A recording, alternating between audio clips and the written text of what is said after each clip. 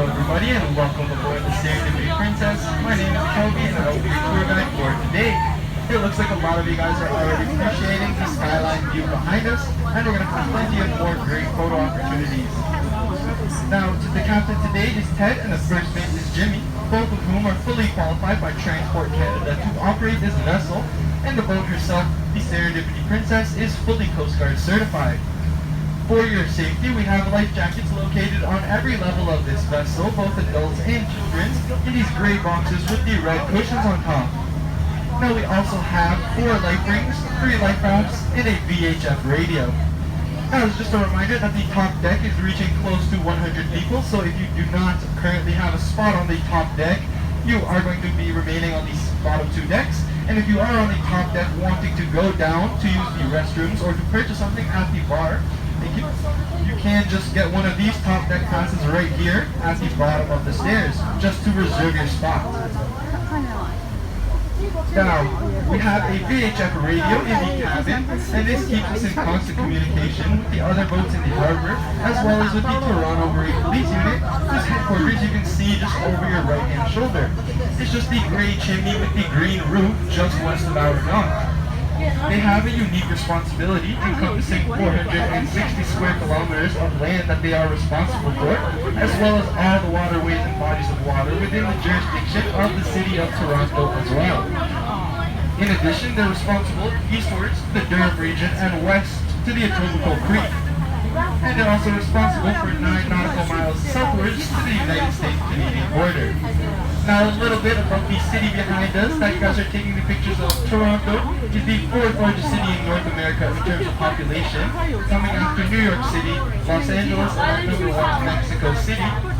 And it actually has 25% of Canada's population within a 160-kilometer radius of downtown Toronto, which is because the GTA, or the Greater Toronto Area, has a population of 6 to 7 million people, depending on where you consider its borders to be. Some of the biggest cities in the GTA, other than Toronto, which has a population of 2.7 million, recently surpassing Chicago, includes Mississauga with 850,000, Brampton with 640,000, and Vaughan with about 325,000 residents. Toronto is also home to a lot of parkland, and in fact over 18% of Toronto is designated park area. Additionally, Toronto is also home to the largest single-day event, which is Caravana, and it was held a few weeks back. It has 10,000 costume participants starting in the West End Parkdale neighborhood, moving east around Lakeshore Boulevard. And it is a celebration of Caribbean culture. Now Toronto, in the downtown, it is also home to the largest underground pedestrian network, and that is the PATH system, connecting 50 towers and 5 subway stations, with hundreds of stores within the PATH system.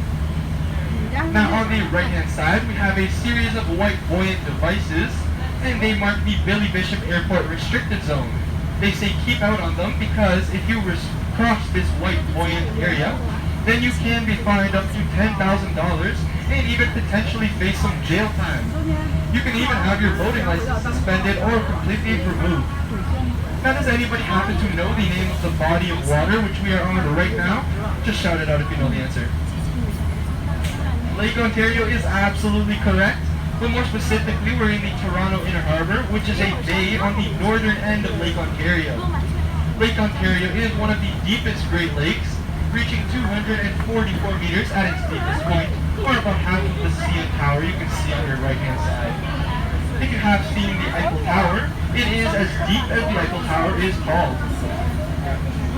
Now, the Great Lakes holds 48% of the entire world's fresh water, so it is home to millions of freshwater drinking for both Ontario and New York State. Now, the name Ontario comes from the Iroquois word meaning sparkling water, and they got it from the way that the sun shines on the water, which you can see perfectly represented right in front of us. Now on the right-hand side, the Billy Bishop Airport, despite looking relatively small, it is actually Canada's 9th busiest airport, as well as the 6th busiest, offering passenger services to the United States. That's right, it does offer some limited services to the United States, such as to Chicago, New York City, and I've been told it goes even as far south as Florida. However, despite this, it is mostly small charter flights, and the passenger flights are limited to over the water.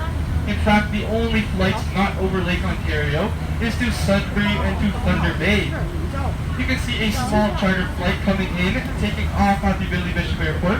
And so you may notice that this airplane, it has a propeller on it.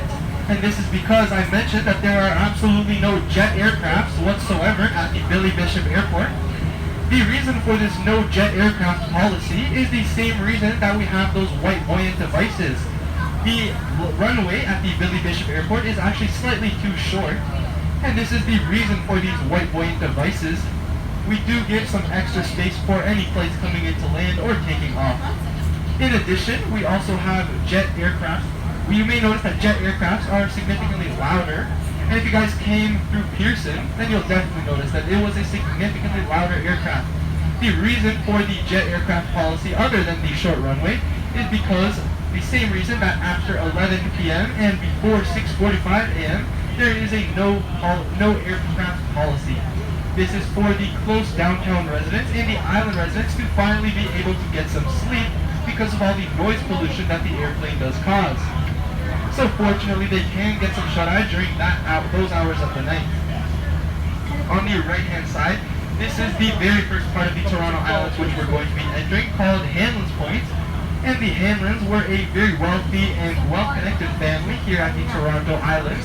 And they started a hotel at the northwestern tip of the Toronto Islands. There is a red, white, and black tugboat, and it says Ned Hanlon on it just over your right-hand shoulder. You can see it behind the white school bus. And this Ned Hanlon was the very first tugboat, and it was the first ferry taking island residents to the mainland and back. Now, a general...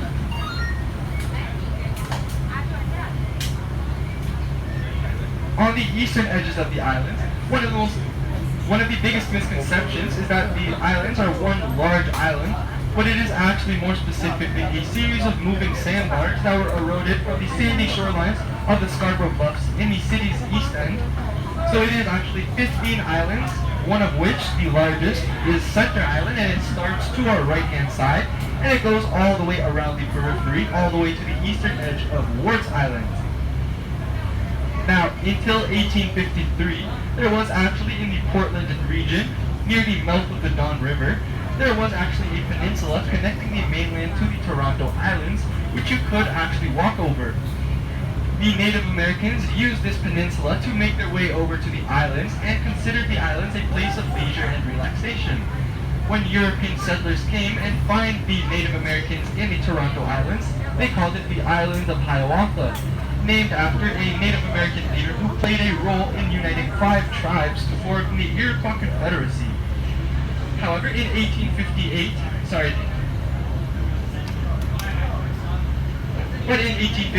there was a new rule set in place. In 1858, there was a strong storm, and this storm completely submerged the peninsula. And ever since then, we have been stuck taking the Ned Hanlon ferry boat, which was the very first ferry boat. And the Hanlon family had this boat operating to serve anyone trying to visit the northwest tip of the islands where their hotel was, but they also happened to have a son called Ned Hanlon. For those of you guys who do not know who Ned Hanlon is, he's an interesting character of the Toronto Islands, and he was originally also a boat. He was a notorious rower for the sport of rowing, but additionally he was also a bootlegger during the time of Prohibition. For those of you guys who do not know what bootlegging is, when it was illegal in the 1920s and 30s, alcohol sale was illegal, and people called bootleggers would illegally manufacture it to sell it for a profit. Ned Hanlon was one of these individuals operating here at the Toronto Islands.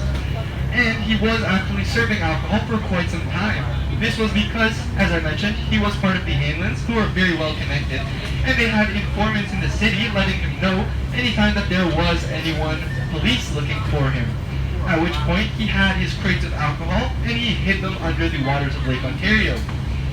He got away with this for quite some time, but it seemed that he got too cocky because eventually he was caught.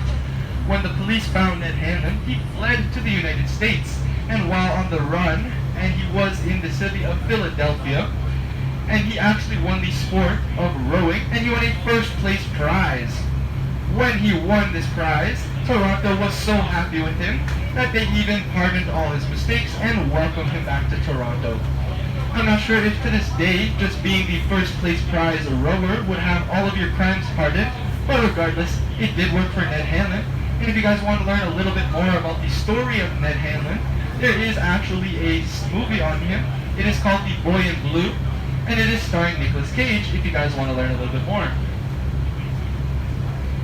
On the left-hand side, we have the IYC, which is the Island Yacht Club, and you can situate your yacht here if you guys so choose. It is situated on the Muggs Island, which is the only private island on the Toronto Islands. And it is also home to a tennis court, live bar and grill, and one of the only 5-star restaurants in all of Toronto. Now you'll notice that the IYC dock and the marinas to our front left side are actually underwater and unusable, except for the dock, which recently just became usable. But a few weeks back it was also flooded completely, and this is because of the high water levels which we are experiencing here in Lake Ontario. The reason for the high water levels is numerous.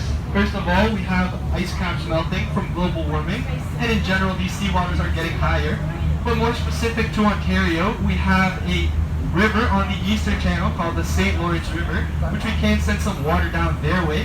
However, the cities of Ottawa and Montreal are also experiencing flooding at the moment, and we cannot have any down their way. Additionally, Lake Ontario is the lowest in elevation of all the Great Lakes, and so it does tend to spill in from the other Great Lakes into Lake Ontario, and this is another reason for the high water levels we're experiencing. Now on the left-hand side, you'll notice that the edges of the islands are almost completely submerged, and the islanders are pumping water around the clock and placing sandbags around the periphery of the islands in order to try to minimize the damages. But back in 2017, the damage was actually significantly worse, and now in 2019, they learned their lessons. Despite the higher water levels, there was actually more damage last year in 2017. We're now entering the Long Pond, which is a 1,000-meter long pond all the way till the end. On the left side, where the red slanted roofs are, this is a set of bleachers, and you can make your way over to these bleachers at the finish line of the 1,000-meter regatta course. This is where the Dominion Day Regatta is held in July, as well as the Dragon Boat Racing Festival. If you guys hear any drums coming from the islands, there's a good chance it's the Dragon Boat Racing Festival. On the right-hand side, just behind us, we have a circular-shaped island with a hollow center, and it is named after a dessert that you might get from Tim Hortons. Does anybody want to try to guess what it's called? I'm looking for Donut Island, but I don't blame you guys for not finding it because of the high water levels. It looks more like a croissant island. Now keep an eye out for any interesting wildlife that you may see in the area. We have duck. We also have Canadian geese, who are said to be the Canadian geese, and then we also have orange beaks. We have swans with orange beaks, who are mute swans. And if you guys happen to see any, they are the by far more common type of swan. But if you do see any swan with a black beak, it is a tundra or whistling swan, and it'll most likely have a green tag around its neck because it is so rare. There are only 2 here in the Toronto Islands that we have seen. On the left-hand side, you'll notice a view of Toronto's largest building, and it is actually not the CN Tower because the CN Tower does not qualify as a building. It is actually the BMO Tower, which you can see just to the right of it, and it has a red circle as well as BMO to the left of the circle. Now I mentioned where the northwest tip of the island is, where the Billy Bishop Airport currently is. There were numerous peculiar types of entertainment. For example, we had a sideshow that showcased human oddities, and it was called the Museum of Living Curiosities. We also have diving horses, which would be horses suspended on a 40-foot platform above the freezing cold waters of Lake Ontario, at which point they would jump into the waters on their own accord. I'm not sure what the incentive was to have horses jump into the waters, but regardless, there is documented photos of it happening as proof. We also had a baseball stadium which no longer stands, but it was home to the Toronto Maple Leafs. For those of you guys who know our NHL team, they are named after our original baseball team who played right here in the Toronto Islands. On September 5th of 1914, there was a Providence Gray rookie, and he was 19 years old at the time. His name was Babe Ruth, and he hit his very first professional home run right here in the Toronto Islands. The ball went straight out of the stadium and straight into Lake Ontario. The ball has yet to have ever been found, but it has an estimated worth of $1 to $2 million.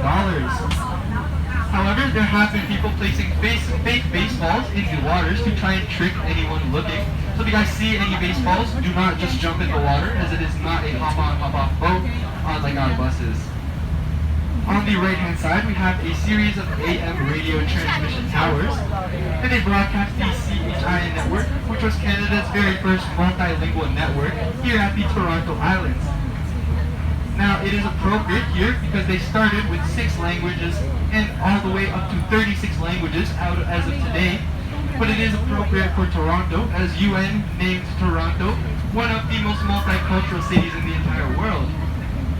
Now, these towers, you may notice that they are the tallest objects in the skyline, and this is because after their creation, the island residents protested them, and there was a new rule set in place that nothing was allowed to be created taller than the skyline of the trees here in the Toronto Islands.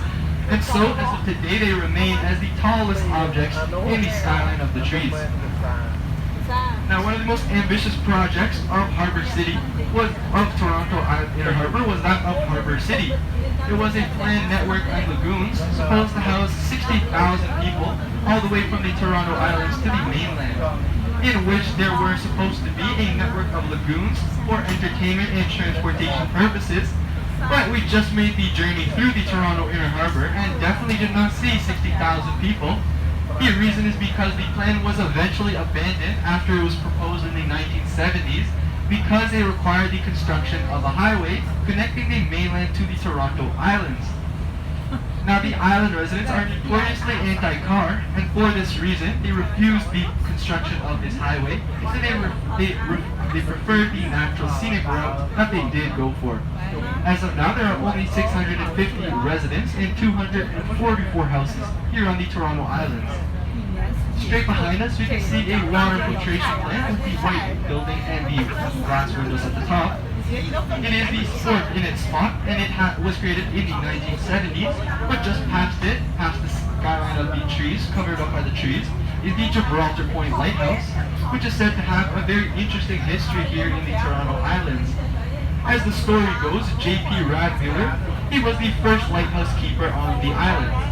Well, he was also a notorious bootlegger during the time of Prohibition, just like Ned Hanlon.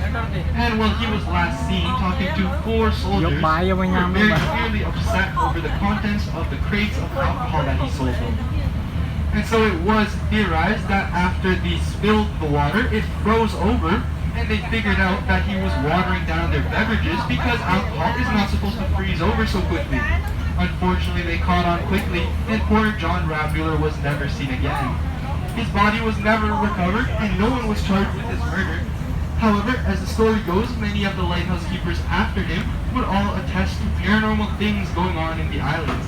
Like at 12 a.m., the light bulb at the top of the tower unexplainably explodes. Whether you guys believe the story or not, in Halloween and at the end of October, there is a haunted tour of the Toronto Gibraltar Point Lighthouse.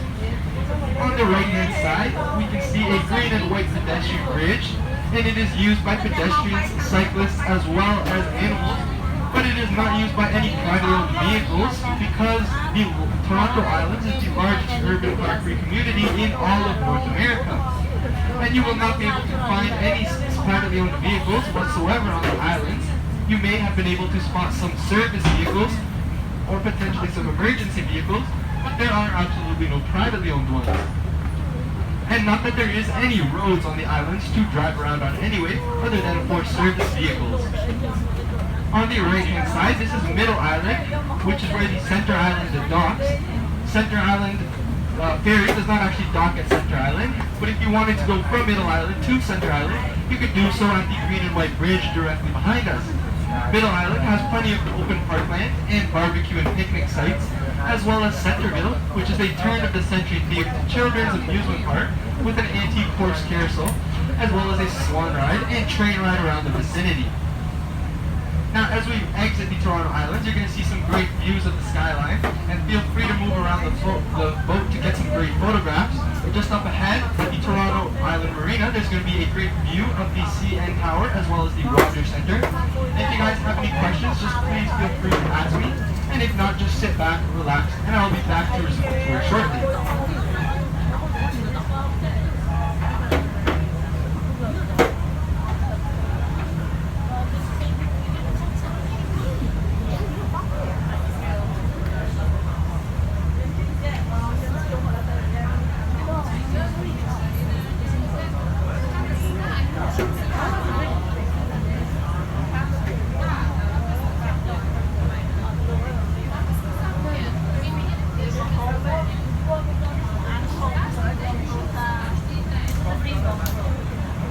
Đầm sơ thì chả rồi cũng